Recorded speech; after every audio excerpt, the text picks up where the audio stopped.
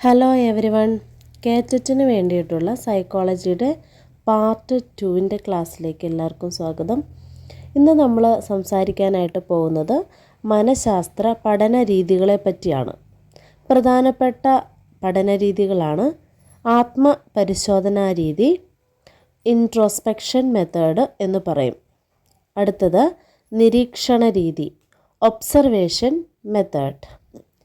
3. പരീക്ഷണ രീതി, experimental method. അടുത്തത് സർവേ രീതി തന്നെയാണെന്നാണ് പറയുന്നത്. അവസാനത്തതായി ചികിത്സാ രീതി അഥവാ ക്ലിനിക്കൽ മെത്തേഡ്. ഒന്നാമതായി ആത്മപരിശോധനാ രീതി. എന്താണ് ആത്മപരിശോധനാ രീതി എന്ന് നോക്കാം. ഒരു വ്യക്തി തന്നെക്കുറിച്ച് സ്വയം നടത്തുന്ന ആന്തരിക പരിശോധനാ രീതിയാണ്.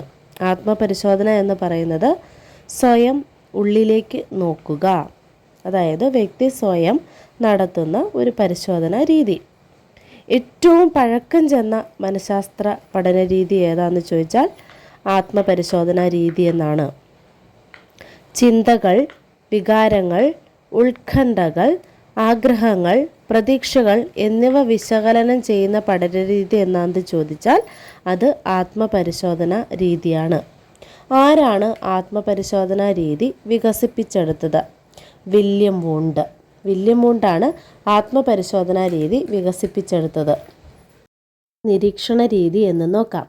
ഒരു വ്യക്തിയുടെ വ്യവഹാരത്തെ അത് സംഭവിച്ചുകൊണ്ടിരിക്കുമ്പോൾ തന്നെ നേരിട്ട് നിരീക്ഷിക്കുന്ന പഠനരീതിയാണ് നിരീക്ഷണ രീതി. വ്യവഹാരത്തിൽ ഏർപ്പെട്ടിരിക്കുന്ന വ്യക്തി ഗ്രൂപ്പ് അറിയാതെ നിരീക്ഷിക്കുന്ന രീതിയാണ് പരോക്ഷ നിരീക്ഷണം, ഇൻഡയറക്റ്റ് ഒബ്സർവേഷൻ എന്ന് പറയും. നിരീക്ഷകൻ കൂടി നിരീക്ഷണ വിധേയമാകുന്നവർക്കൊപ്പം നിന്ന് നിരീക്ഷിക്കുന്ന പഠനരീതിയാണ് ഭാഗഭാഗിത്വ നിരീക്ഷണ രീതി, പാർട്ടിസിപ്പൻ്റ് ഒബ്സർവേഷൻ എന്ന് പറയും. പാർട്ടിസിപ്പേറ്റ് ചെയ്യപ്പെടുന്നു ഈ രീതിയിൽ. നിരീക്ഷണം ഫലപ്രദമാകണമെങ്കിൽ അനിവാര്യമായ എന്തെല്ലാം ഘടകങ്ങളാണ് ആവശ്യം?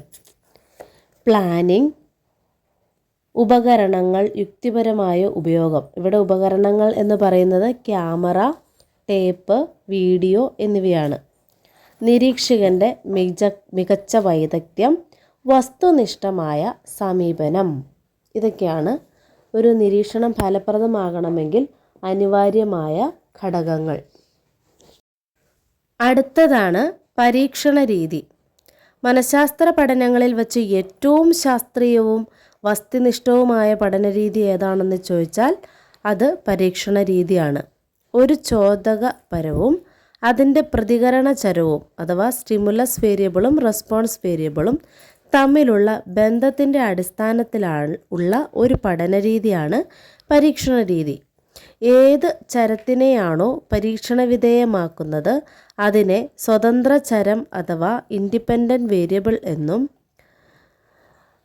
സ്വതന്ത്ര ചരം കാരണം പ്രതികരണം ഉണ്ടാകുന്ന ചരത്തെ ആശ്രിത ചരം അഥവാ പ്രതികരണ ചരം അല്ലെങ്കിൽ ഡിപ്പെൻഡൻറ്റ് വേരിയബിൾ എന്നും പറയുന്നു. അടുത്തതായി സംസാരിക്കാൻ പോകുന്നത് സർവേ രീതിയാണ്.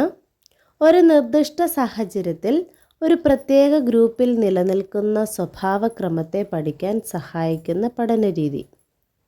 സർവേ രീതിയുടെ വിവിധ ഘട്ടം: ആസൂത്രണം, സാമ്പിൾ തിരഞ്ഞെടുക്കൽ, വിവര ശേഖരണം, വിവര വിശകലനം, നിഗമനങ്ങളിൽ എത്തുക.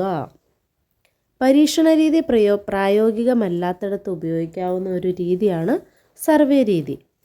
പഠന വിധേയമാകുന്ന വിഭാഗങ്ങളിൽ നിന്നും ലഭിക്കുന്ന പ്രതികരണങ്ങളാണ് ദത്തങ്ങൾ അഥവാ ഡേറ്റ. അവസാനത്തേതാണ് ചികിത്സാ രീതി. ചികിത്സാ രീതി എന്ന് പറയുന്നത് ഒറ്റപ്പെട്ട രീതിയിൽ പ്രവർത്തിക്കുന്നതും മറ്റുള്ളവരിൽ നിന്ന് വ്യത്യസ്തത പുലർത്തുന്ന ശൈലികളോട് കൂടിയതുമായ വ്യക്തികളുടെ വ്യവഹാര സംബന്ധമായ പ്രശ്നങ്ങൾ പഠിക്കുന്നതിനും പരിഹരിക്കുന്നതിനും ഉപയോഗിക്കുന്ന പഠനരീതിയാണ് ചികിത്സാ രീതി. ക്ലിനിക്കൽ രീതി ആദ്യമായി അവതരിപ്പിച്ചത് ലൈറ്റ്നർ വിറ്റ്മർ എന്ന് പറയുന്ന ആളാണ്. കേസ് സ്റ്റഡി എന്നും കേസ് ഹിസ്റ്ററി എന്നും അറിയപ്പെടുന്ന പഠനരീതിയാണ് ചികിത്സാരീതി. അപ്പോൾ ഇന്ന് നമ്മൾ സംസാരിച്ചത് മനഃശാസ്ത്ര പഠനരീതികൾ: ആത്മപരിശോധന, നിരീക്ഷണം, പരീക്ഷണം, സർവേ, ചികിത്സാരീതി. അപ്പോൾ ചാനൽ ഇഷ്ടപ്പെട്ടു എന്ന് വിചാരിക്കുന്നു. സബ്സ്ക്രൈബ് ചെയ്യുക, ലൈക്ക് ചെയ്യുക, കമൻറ്റ് ചെയ്യുക. താങ്ക്